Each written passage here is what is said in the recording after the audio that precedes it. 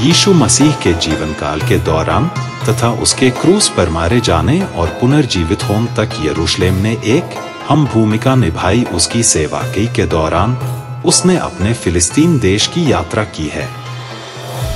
अधिकांश सेवकाई गलील सागर के आसपास थी। इसीलिए आइए हम कफरनहूम की ओर चले। मत्ती अध्याय 11 23 से 24। और हे कफरनहूम, क्या तू स्वर्ग तक ऊंचा किया जाएगा? तू तो अधोलोक तक नीचे जाएगा।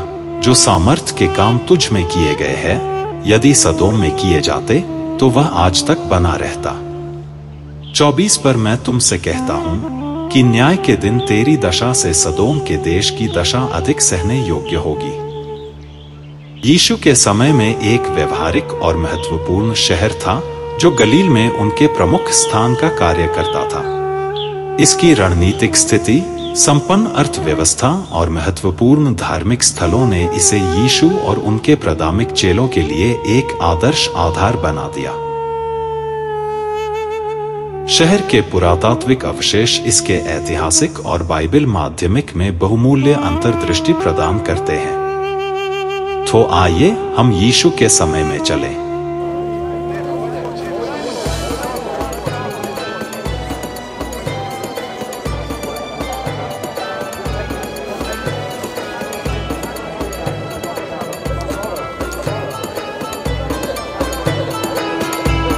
दो 2000 साल पहले कैपेरन के चहल पहल भरे शहर में एक लकवाग्रस्त व्यक्ति बिस्तर पर पड़ा हुआ था, जो चिंतित मित्रों और परिवार से घिरा हुआ था।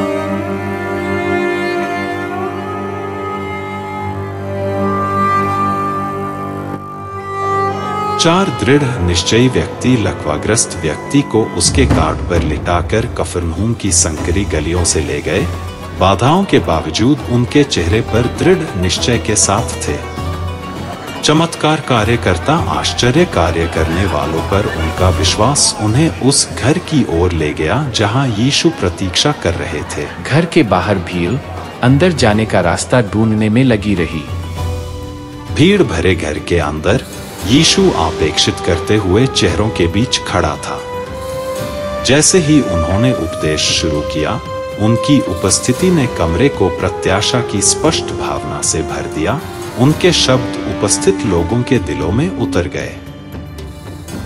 आशा से भरे उस लकवे के रोगी ने अपने मित्रों से आग्रह किया कि उसे किसी भी तरह से यीशु के करीब ले जाए।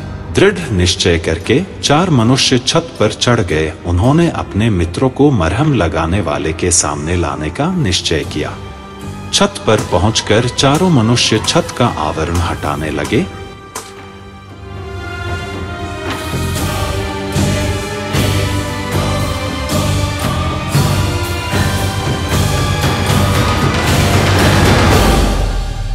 और लकवे के रोगी की खाट नीचे के कमरे में डाल दिया।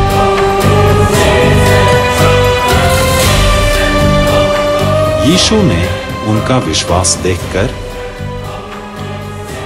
सबसे पहले उस व्यक्ति के पापों को क्षमा किया। वहां बैठे हुए कुछ शास्त्री अपने मन में विचार करने लगे कि परमेश्वर को छोड़ और कौन पाप क्षमा कर सकता है। तब उसको आज्ञा दी कि उठकर अपनी खाट उठा और चल फिर। वह पुरुष विश्वास करके उठ खड़ा हुआ और अपनी खाट उठाकर चलने लगा।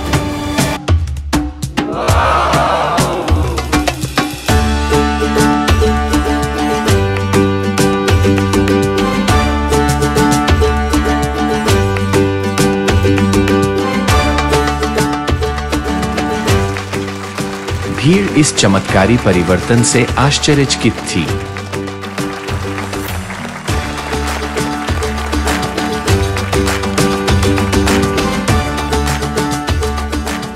वह लकवे का रोगी, जो कई वर्षों से कष्ट सह रहा था, अपने आप चलने में समर्थ होकर बहुत प्रसन्न हुआ। उसे देखने वाली भीड़ यीशु मसीह द्वारा किए गए चमत्कार से आश्चर्यचकित थी।